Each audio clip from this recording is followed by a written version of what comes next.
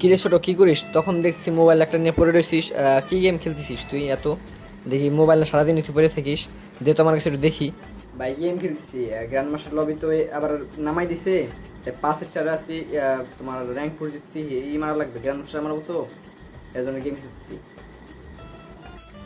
ফোনটা আমার কাছে একটু দে তো দেখি।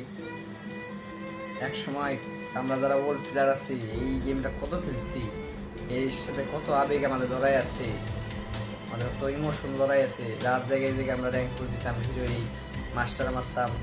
তবে এই গেমটা আগের মতো নাই এখন, গেমটা অনেক বদলাই গেছে। গেমটা আমি খেলে আগের মতো যে সে একটা শান্তি, সে শান্তিটা হয়তো তোরা খেলোস, কিন্তু আগের মতো সেই শান্তিটা পাস না তোরা। আমরা যে ওল্ড জেনারেশনে যারা আসছি, আমরা যে মজাটা করছি এই গেমটা খেলে, আমরা যে মজাটা বা আনন্দটা পাইছি, তোরা অবশ্যই সে আনন্দটা পাবি না। এই গেমটা একসময় আমাদের মানে রক্তের সাথে মিশে গেছিলো, বাট সময়ের সাথে মানুষ পরিবর্তন হয়ে যায়। আমরা এখন এই গেমটা সাইডে দিচ্ছি, আমরা অনেক দিন হয়ে গেছে বা বছর হয়ে গেছে আমরা খেলি না। গেমটা দেখলে আজও মনে পড়ে সেই দিনগুলোর কথা, যে আমরা র্যাঙ্ক করে দিতাম, খুব সুন্দর সুন্দর মুহূর্ত ছিল আমাদের। মানে কেমনি যাইতো ওই দিনগুলো, রাতের পর রাত জায়গায় র্যাঙ্ক করে দিছি, হিরিক মারবো মাস্টার মারবো দেখে। এবং মাস্টার লবিতে অনেক সময় গেছি।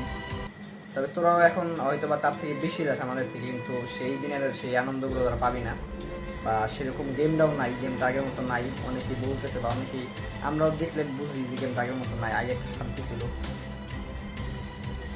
তো আমার কী করার খেয়াল, তোরা যেহেতু নতুন জেনারেশন, তোরাও দেখ খেলে তোদের কিরকম লাগে, বাট আমাদের মতো তোরা কোনো সময় পাবি না।